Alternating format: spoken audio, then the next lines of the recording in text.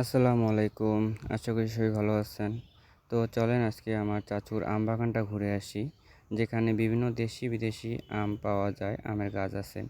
তো প্রথমেই আমরা যে আমটা দেখতে পারতেছি সেটার নাম হলো চ্যাংমাই, যেটা আর কি থাইল্যান্ডি আম বলা হয়। আমটা দেখতে অনেক বড়, সাইজেও অনেক বড় হয় এবং খাইতে অনেক সুস্বাদু। এটা এখন যা অবস্থা তার থেকে পাকলে আরও বেশি সুন্দর লাগে।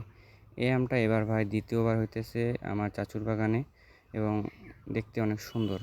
পরবর্তীতে আমরা যে আমটা দেখতে পাচ্তেছি সেটা হলো ব্ল্যাক স্টোন। এই আমটাও অনেক ভালো এবং দেখতেও অনেক বড় আম, যেটা আসলে এই ধরনের চারা আসলে সচরাচর আমরা পাই না, পাইলেও হয়তো 2 নম্বর পাই। আমটা দেখতে ডিপ লাল হয়, আস্তে আস্তে আরও বেশি গাঢ় লাল হয়। তো পরবর্তীতে আমরা যে আমটার কাছে যাইতেছি সেটা হলো ব্যানানা ম্যাঙ্গো। এটা অনেক ফলে অনেক বেশি। ব্যানানা ম্যাঙ্গো বলতে এটা আসলে কলার মতোই হয় এবং ছালটা অনেক পাতলা হয়, ভেতরে যে বীজটা ওটা অনেক চিকন হয় এবং খাইতেও এই আমটা অনেকই সুস্বাদু। এবং পরবর্তীতে আমার চাচুর বাগানে যে এটা হলো আমাদের ব্ল্যাক স্টোন গাছ। ব্ল্যাক স্টোন গাছের আপনার পাতাটাও লাল হয়, আর এই গাছটা আসলে ঝড়ের কারণে পড়ে গেছে। এই ফলটাকে আমরা সচরাচর চেরি ফল নামে চিনি, যেটা আসলে চায়নাতে আসলে বেশি সবজি হিসাবে খাওয়া হয় এবং বিভিন্নভাবে খাওয়া হয়। এই গাছটার ফলটা অনেক সুস্বাদু এবং অনেক বেশি পরিমাণে হয়। এটা আসলে নোনতা এবং হালকা টক এবং মিষ্টি জাতীয় হয়, ফলটা অনেক সুস্বাদু হয়। তো গাছটা দেখে অনেক বেশি পাতা থাকার কারণে আসলে পানি বৃষ্টির কারণে পড়ে গেছে আসলে।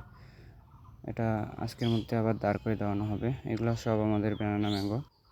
যাই হোক, ওখান থেকে যে আমি চেরি ফলটা ছিলাম সেটাই আসলে একটু খায়া দেখছিলাম যে কী অবস্থা। আসলে অনেক ভালোই লাগে খাইতে। তো পরবর্তীতে আমরা যে আমটা দেখতে পাইতেছি সেটা হলো কিউজাই। আসলে এই আমটাও অনেক সাইজে অনেক বড় হয় এবং খাইতেও সুস্বাদু হয় এবং এই আমগুলো হয় সচরাচর সর্বশেষে, যখন কোনো আম থাকে না তখন এই আমগুলো শেষ পর্যন্ত থাকে। তো শেষ পর্যন্ত থাকার ফলে এই আমের চাহিদা অনেক বেশি হয়। তো এখন আমরা যে আমটা দেখতে পাচ্তেছি সেটার নাম বাড়িফোর। বাড়িফোর আম হয়তো সচরাচর সবাই চিনে থাকে। এটার ফলেও অনেক বেশি এবং সর্বশেষে হয়, এর ওজনও অনেক বেশি হয়।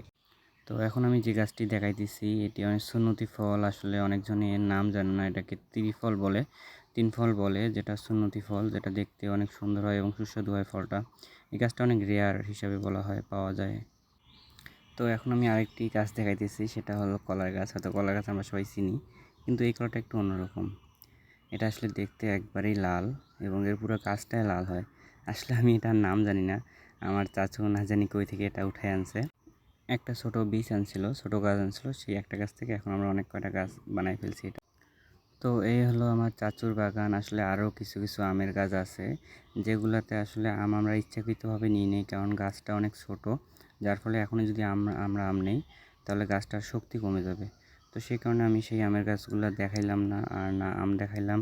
ইনশাল্লাহ পরবর্তীতে কোনো একদিন আমি সেই আমগুলোও দেখাবো এবং গাছটাও দেখাবো। আসলে এই গাছের চারাগুলো আসলে ম্যানেজ করা এতটাও সহজ ছিল না। যখন আমরা কোনো আমের নাম বলি এবং সেই গাছটা নিতে চাই, তা আসলে 2 নম্বর গাছ বা ভেজালি গাছই বেশি পাওয়া যায়। তো অনেক কষ্ট করে এই চারাগুলো ম্যানেজ করা হয়েছে। তো সবাই ভালো থাকবেন। এই ছিল আজকের ভিডিও এবং ইনশাল্লাহ পরবর্তীতে আমি আমার নিজের লিচুর বাগান দেখাবো এবং ওই বাগানে কি কি গাছ আরও আছে আমার নিজস্ব, সেগুলো আমি দেখাবো। সেই পর্যন্ত সবাই ভালো থাকবেন। আসসালামু আলাইকুম।